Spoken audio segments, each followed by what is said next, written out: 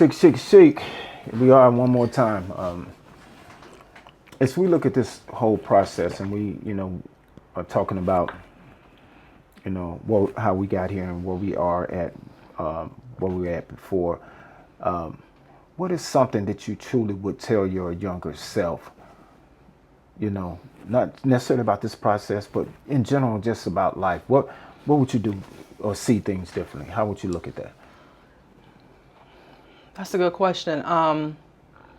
When it comes to my younger self, and I mean, there were times in my life where I just remember certain things in my life, being young, right? Mm-hmm. I remember things that happened at 5. I remember things that happened at 3, 10, 12, 14, 16, so mm-hmm. on and so forth, right? And I just remember at each time in my life thinking about that. And one of the things that I remember thinking about was when I was 15, I took my mom's medications and I tried to take myself out at 15, right? Can I ask you why? Well, one of the things that I was feeling was, I remember at that time, it was crazy. I remember it having something to do with a guy initially that triggered it. Mm-hmm. And I remember saying to myself, I don't want to go through these type of heartbreaks for my whole life. And I promise you, I remember this. And I remember when, I got rushed to the hospital and everything, and I was at the hospital, and I remember my mother coming in the room, and she looked at me, and I remember her shaking her head at me, like what is going on? Like shaking her head, like what is going on, Yashika? Like not shameful, but like that's a lot for a parent, I'm 15 and here I was, and it was her medication that I took to try to take myself out. Right. So she was feeling some kind of way about that, right? And I say that because I remember then I was thinking, I remember at those moments I was like, I'm gonna have a husband because I don't want to have a lot of tick marks on my bedpost. And I wanted someone that was me, that was with me, that was going to be for me. Right. And so I just remember saying that I'm going to get married. Like that was it. I'm going to make sure that I'm married, and I'm going to just be married. And that was it. Right. And as long as that person is for me, I'm like, as long as we're in it together, we're in it together. Right. Right. Because I remember what I went through in that situation. And then there was other situations. And then again, I'm still 15. I'm still processing my dad. I'm still processing life. I'm only 15. And so I just remember feeling that. I remember thinking that. I remember saying that I was not going to have a lot of tick marks on my bedpost. And so that's why I was okay with being married at 18 and then being married right after that, because I am a wife. I'm not nobody's girlfriend. I'm not nobody's side chick. I'm not nobody's, we're going to be dating for 5 years. You know what I mean? I'm none of that. I'm a wife. And so do you feel like there's something wrong with dating, to know people and knowing that you're making the right choice? That goes without, listen, when I say dating, I don't mean dating with a purpose. Correct. Okay. And that's what I meant. Okay. Like I'm about to celebrate my 2-year sexless anniversary here in a minute. And how you dealing with that? Yeah, I mean, because it's energy. It's energy. It's energy. Okay. And if it's not the right energy, and if it's not with something that's purposeful, right. And I'm tired of these people showing up with their representatives. Like half of these people out here don't even know what side of the team they want to bet for. Mm-hmm. What you mean by that? What side of the team? What you mean?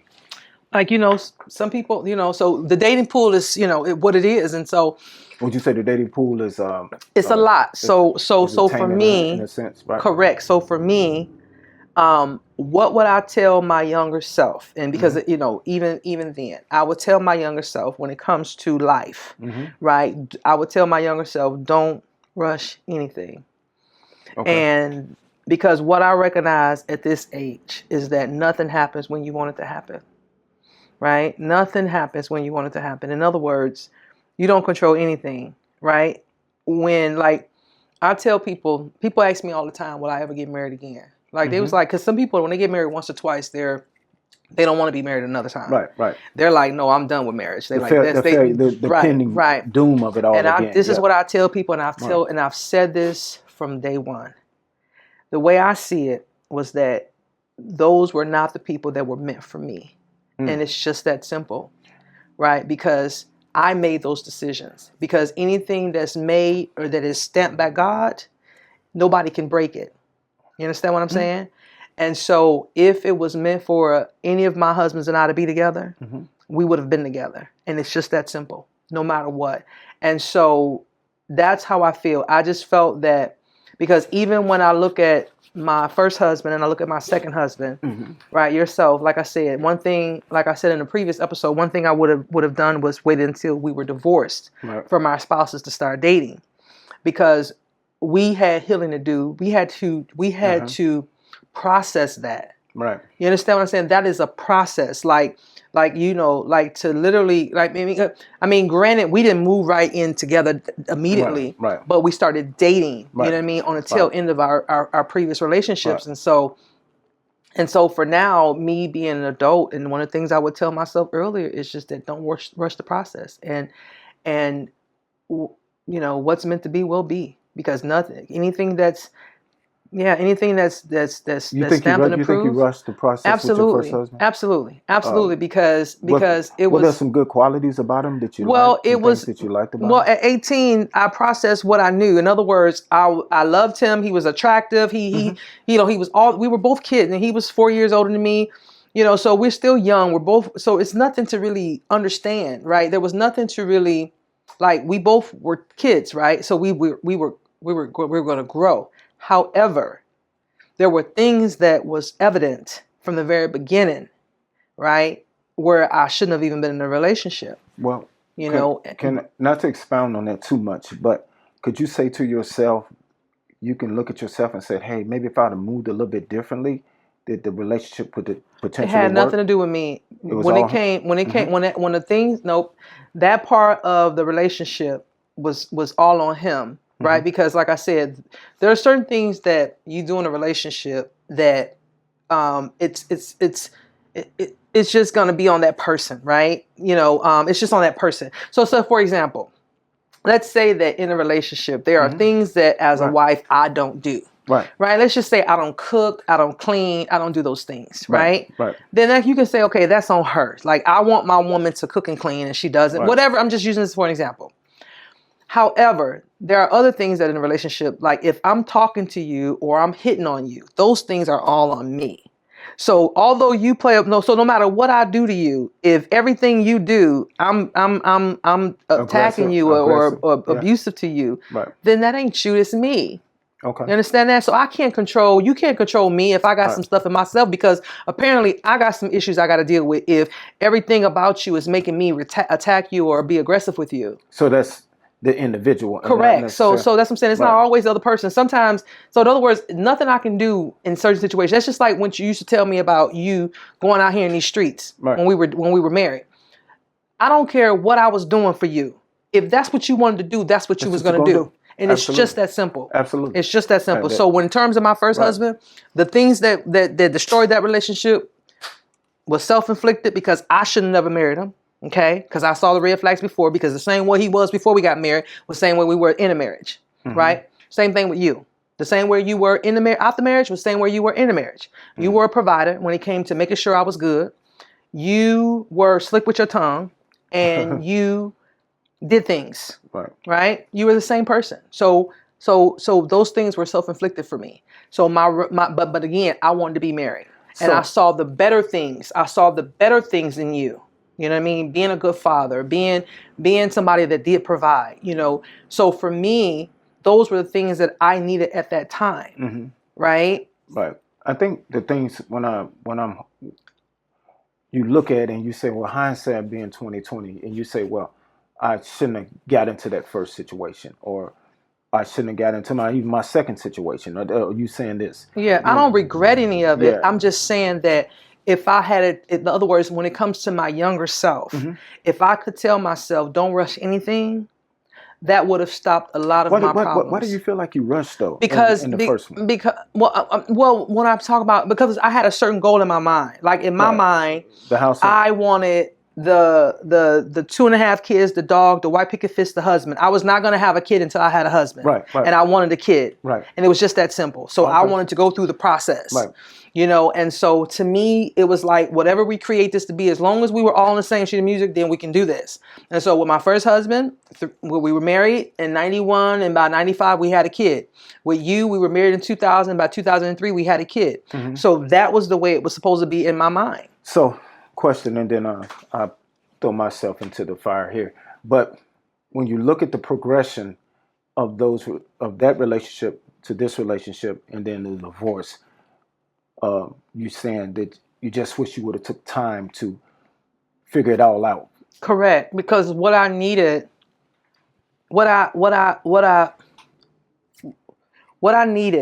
as a wife, as a woman, right? I wasn't asking for it properly, right? By neither marriage. You know, that's why he was the way he was, because he felt like, well, I got to figure out a way to control her. She's, you know, like because I'm trying to get it, right? And so that meant by all means, like, I'm going to get it. So for him, that was too much for him. Right. So for me, had I not been trying to rush it, because in my mind, he was, okay, check. You know what I mean? Check, right? Good looking guy, tall, you know, whatever got to do. Because he was the first guy I had really dated that wasn't out here doing bad stuff. He had a legit job, you know what I'm saying? Coming from Detroit, that says a lot, right? Yeah. And so I was like, check. You know what I'm saying? Forget about everything else. We're going to ignore those things because I can love him enough where he'll change. Right? Which is such a fallacy, right? That's so not true. And so that's the same way it was with you. You know, I felt like I knew who you were, just like you knew who I was. Like you knew I was this person, whatever that meant for you, and I knew you was this person. I felt like in other words, the train is moving. Like it's like when I think about as a truck driver in Germany, I remember there was this double wide trailer that came on the Autobahn, and it was moving because the driver had lost control of it, right? And so, of course, if you know anything about truck driving, when you lose control of your trailers, you can't stop. You have to keep going. Eventually, the trailers will catch up to the truck, right? It'll straighten out. So that's how I saw my life. In other words, this train is moving, this truck is moving, right? And it's like this on a lot of it, but eventually it'll straighten out. And so that's what I saw. That's what I believed. Right, because I told you, like I used to see things, but then those things change, right? Because you jump timelines, whatever.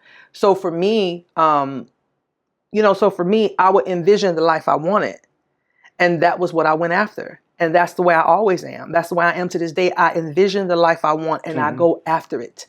Yeah. So when I would say things about me being a wife, that's what I mean. I want somebody to choose me. Right. So, and it's just that, and wake up every day and choose me. Right. Not because they need me, but because they desire me and they choosing me. Right. But because, in retrospect to a man, we think a little bit different than what a woman do. And understanding that. Well, that's why I'm a woman. But that's the audience. And so I think a lot of times when we look back at the past, you got to know the audience that's there.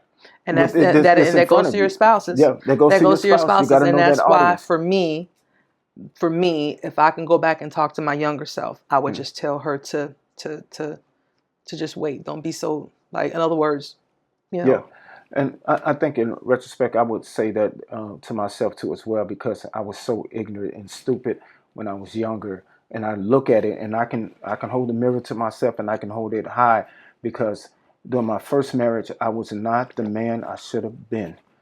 And she deserved a great person because she was a great person. And I can take it to this level and say, hey, a part of me probably destroyed that person because I wasn't that guy. And, I was young. And I can remember one time a comment was made to me and they said, hey, I just thought you was growing up and I wanted to wait and be patient. And show you that I loved and cared for you. And man, if I can take those words and sit there and play it back in my mind and say, this person was so solid to me and I screwed it up. And that's and the same with you. In a lot of instances, and it was preparing me for the next situation that I screwed it up again. But I can hold the mirror to myself and say, man, I was just not in the right mindset to receive the blessings that were before me. It goes back to this song. I think it was Betty Wright. And she says, I was earning my man while I was learning my man. Some of you young girls might not understand. No pain, no gain. No pain, no gain. Mm-hmm. And you and her in the previous situations, you was accepting of me at the lowest level I can be. And that's, and that was like, I didn't see that at that time. And I think so many times we go through this thing of life and I always, and I guess this is my biggest soapbox for me right now, where I'm at in my life right now. You cannot point the finger. You cannot continuously have a blame game. You have to be accountable and responsible for your actions. And the greatest thing I can tell my younger self is stop and take a look in the mirror. And that's why when it comes to all of this, it can't be on anybody because I knew better, right? I saw these things in my family, right? Where we didn't know. I didn't know what right looked like. You know what I mean? So there were certain things that we accepted because we thought that that's what we supposed to accept, or we do because we thought that's what we were supposed to do. Even you as a man. When we were younger, there were certain things that you did because you thought that's what you were supposed to do as a man. Right. And this is why this platform is so important, because what I'm understanding is that a lot of people, a lot of kids, a lot of young adults don't know how, right, what it looks like. And it's not, and if they break out the book tells us what it's supposed to look like. Nobody said you got to do like 100% everything. I mean, no, I'm gonna say Jesus said it, but we all know we're gonna fall short. Amen. But it tells us what to do. Right. And so when you think about it from that perspective, right?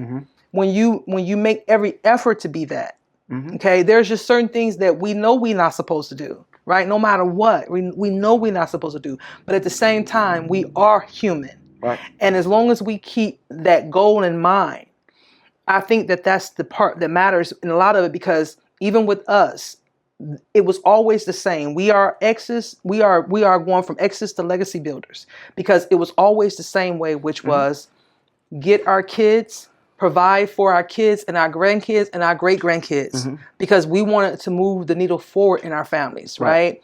And we were, even though we had our situations when we were younger, and even through. That was part of the growing process, because even at these ages, these good old ages, there are still people in the world that still can't come together, right? And they have grown children, right? And they still can't come together and have this kind of conversation and understand where we could have done things differently, or maybe provide some type of insight to people to say, hey, these are the things that we did, but we kept the dream and the goals alive at all times. Kept the dream and the goals. That's it. And even though you may not be there together within those goals in a relationship, the goal is still the same. The success of the family. And once you procreate with someone, it's no longer about us. It's about our offspring. It's about our children, our grandchildren, our great-grandchildren. Absolutely. Right? I want our great-grandchildren to say, my great-grandmother, my great-grandfather did these things. Because one of the things I know for a fact is that we are both veterans. We both retired, right? Those are some things that our grandchildren and our great-grandchildren will be able to say about us. Yeah. Right? At this rate right now, ain't nobody going to serve nothing. But it's just the way that. But I will say this, though. Patience. Yep. The patience that people have shown me. The forgiveness that people have given to me. The thoughtfulness that has been a part of my life within the process. And I mean, people have given that grace to me because God has given it to them and they have passed it on to me. And that is so important. That patience, that grace, because what I mean by grace is I'm giving you a little bit of a wiggle room to get your life to get yourself together. I'll sit here and wait. I'll be patient with you. But eventually the straw will break the camel back. Right. I'm only going to sit on the corner waiting for the spaceship for so long, Joker. Listen, the spaceship ain't coming, okay? It ain't coming. You gotta do right. And I can say in my life that I've had some great people that have been a part of that. You have been there for almost 30 years. 30 years of my life. And we deal with the roller coaster effect because that's just life. We're not going to agree on everything. That's the reason why we're not married today. Well, but guess what? I don't know a married couple that agrees on everything. But you know what I'm saying. some of our disagreements were a little bit more intensified. Well, we ran out of patience. We ran out of patience. We run out of patience. And the reason why we ran out of patience is because we were already bringing half of the shit with us. And we ran out of patience early. And it's just that simple. It's just that simple. Now, those are the facts. Those are the facts. Those are totally the facts because, when you got the luggage and you bringing it with you and you never unpacked it, man, you know what you're living with some stuff. You're living with some stuff. And that's it. And as we move forward, we're going to continue to move forward in a positive way for our kids. And I think that's what people need to see. Yeah. Just because the marriage in it don't mean that you stop being parents, that you stop contributing to the cause and being of the success of one another. One of the greatest things when you say, man, I'm living my best life, what I always tell you, man, I say, you sure is. Go ahead, do that thing. And I keep it moving. You know what I'm saying? Live that best life because the greatest thing that you can look at is wanting somebody to be as equal or greater than you. That's it. Your needs are as high or greater than mine. And I appreciate the efforts that you continue to put in. And people should see that. No animosity. Yeah, I feel good. Looking at and saying, hey man, that person is really excelling. They're really doing great things. Why should we be upset about that? And those are important. And I think a lot of times people cannot. They hold on to that. Oh, I don't want you to do better than me because you know what? That means I ain't doing as good. No, man. That if you're doing great, that means the kids are doing great. Right. That's how I look at it. Well, that's it. From exes to legacy builders. Like the way you say the exes to legacy builders. What you thinking about? Nothing.